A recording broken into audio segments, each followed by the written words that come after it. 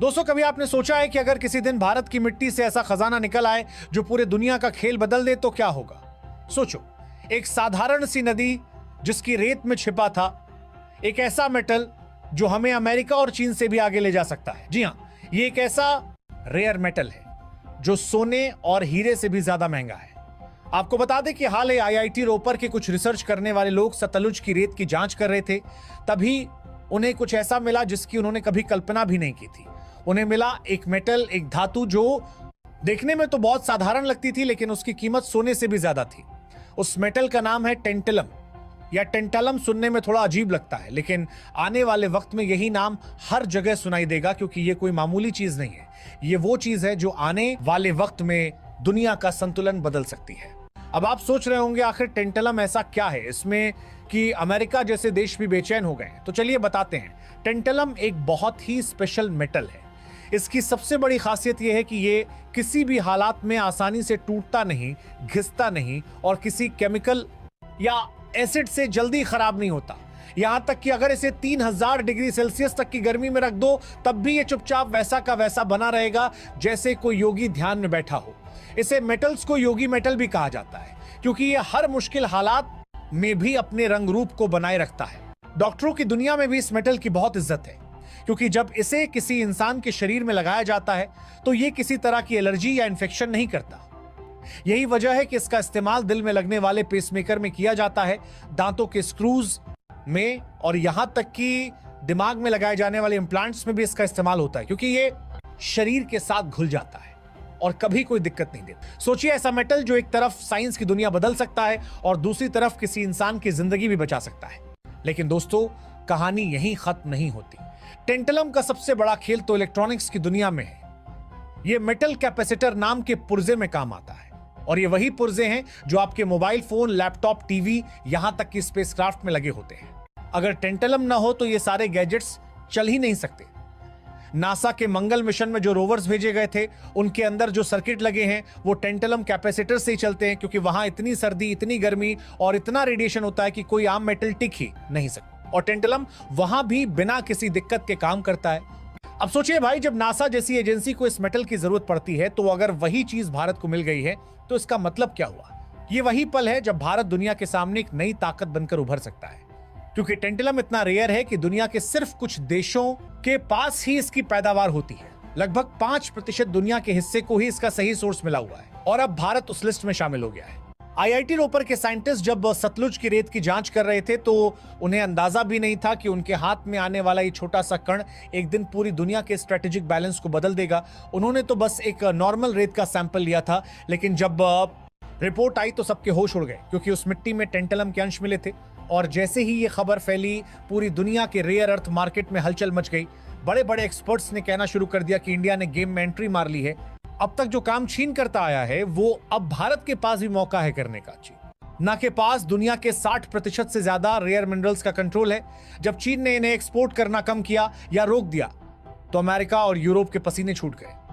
लेकिन अब भारत के पास टेंटलम की खोज होने का मतलब है कि इंडिया अब सिर्फ मार्केट का हिस्सा नहीं रहेगा बल्कि उसकी दिशा तय करने वाला देश बन सकता है। भारत सरकार इस मामले में काफी गंभीर हो गई है। अंदरूनी रिपोर्टों के मुताबिक इस मेटल को स्ट्रेटेजिक मिनरल के रूप में टैग किया जा सकता है, यानी इसकी खुदाई और इस्तेमाल जैसे काम डिफेंस रिसर्च और आईएसआरओ जैसी एजेंसियों की निगरानी में होंगे ताकि ये गलत हाथों में न जाए। पंजाब सरकार ने भी जीएसआई यानी जियोलॉजिकल सर्वे ऑफ इंडिया के साथ मिलकर पूरे इलाके की स्कैनिंग शुरू कर दी है ताकि ये पता लगाया जा सके कि क्या सतलुज के किनारों पर और भी भंडार मौजूद है।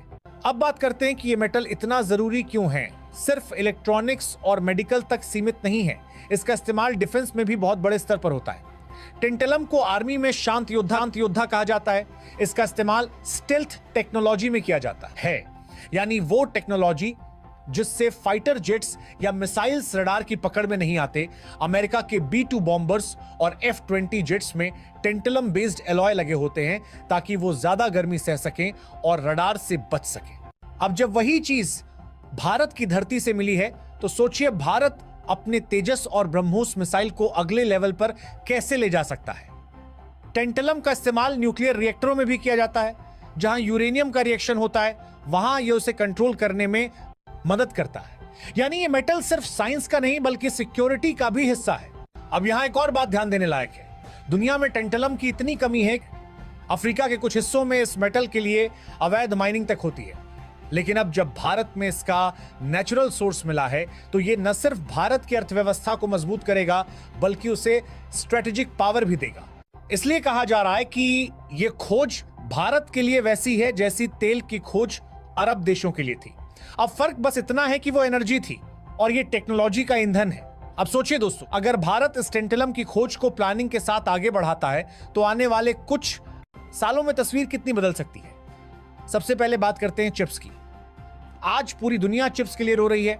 अमेरिका से लेकर जापान तक सबको चिप की कमी झेलनी पड़ी है और यही चिप्स आपके फोन से लेकर लैपटॉप, टीवी, गाड़ियों, यहां तक कि मिसाइल। अब भारत के पास अगर टेंटलम है तो इसका मतलब यह हुआ कि अब हम खुद अपनी चिप्स बना सकते हैं, वो भी ऐसी जो बाकी देशों से ज्यादा टिकाऊ और एडवांस हो, क्योंकि टेंटलम गर्मी, रेडिएशन और प्रेशर से बचाता है, यानी चिप्स ज्यादा समय तक चलेंगी और ओवरहीट नहीं होगी।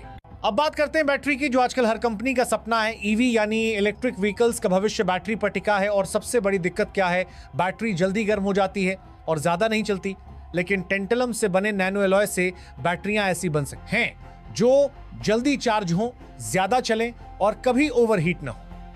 मतलब भारत की ईवी इंडस्ट्री में क्रांति आ सकती है और अगर ऐसा हुआ तो भाई टाटा, महिंद्रा और बाकी कंपनियां दुनिया की बड़ी ईवी कंपनियों से सीधे टक्कर ले सकेंगी। अब भाई ये बात तो साफ है कि अगर भारत ने यह मौका गंवा दिया तो आने वाले वक्त में पछताना पड़ सकता है। इसीलिए सरकार और प्राइवेट सेक्टर दोनों को मिलकर काम करना होगा, रिसर्च एंड डेवलपमेंट पर फोकस करना होगा, ताकि हम सिर्फ मेटल निकालने तक न रहें बल्कि उसका इस्तेमाल खुद की टेक्नोलॉजी में करें। ये वही गलती है जो पहले अफ्रीका के देशों ने की थी। उनके पास खजाना था लेकिन दूसरों ने फायदा उठा लिया। भारत को अब वही गलती नहीं दोहरानी है। हमें खुद अपनी टेंटलम बेस्ड इंडस्ट्री तैयार करनी होगी।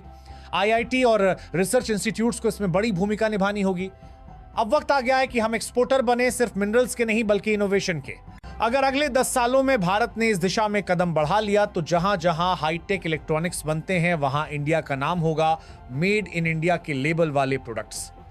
टेंटलम की वजह से ज्यादा टिकाऊ, ज्यादा भरोसेमंद और सस्ते होंगे मेडिकल साइंस में हमारी दवाइयां और इम्प्लांट्स दुनिया भर में बिकेंगे। ईवी कंपनियां भारत से पार्ट्स खरीदेंगी और स्पेस मिशन में हमारे सैटेलाइट्स दूसरे देशों के लिए भी लॉन्च होंगे। ये सिर्फ मेटल की कहानी नहीं है दोस्तों, ये उस मिट्टी का जवाब है जिसे अक्सर कम आंका गया है। भारत के पास टैलेंट भी है और अब रिसोर्स भी है, बस जरूरत है सही प्लानिंग की और विजन की। आज आईआईटी रोपर के वैज्ञानिकों ने जो किया वो आने वाले वक्त में इतिहास बन जाएगा, क्योंकि कई बार इतिहास ऐसे ही बनता है जब कोई छोटी सी खोज पूरी दुनिया की दिशा बदल देती है। अब सोचिए दोस्तों, अगर सतलुज की रेत में टेंटलम मिला है तो क्या पता गंगा या ब्रह्मपुत्र जैसी नदियों के किनारे भी ऐसे खजाने छिपे हों। भारत की धरती में कितनी ताकत है ये हम खुद नहीं जानते और अब वक्त है कि हम उसे पहचानें, क्योंकि ये वही पल है जब कुदरत हमें मौका दे रही है उठने का, आगे बढ़ने का और दुनिया को दिखाने का कि भारत सिर्फ पुरानी सभ्यता नहीं बल्कि भविष्य की टेक्नोलॉजी का जन्म स्थान है। तो दोस्तों, जब भी अगली बार आप किसी नदी के किनारे खड़े हो तो बस याद रखना कि भारत की मिट्टी में सिर्फ बीता हुआ वक्त नहीं बल्कि आने वाला कल भी दफन है। बस उसे देखने के लिए एक सही नजर चाहिए और उस नजर की शुरुआत हो चुकी है। अगर आपको भी लगता है कि टेंटलम की ये खोज भारत का भविष्य बदल देगी तो इस वीडियो कमेंट में बताना कि आपको क्या लगता है। क्या भारत अब दुनिया को टक्कर देगा? और चैनल को सब्सक्राइब करना मत भूलना।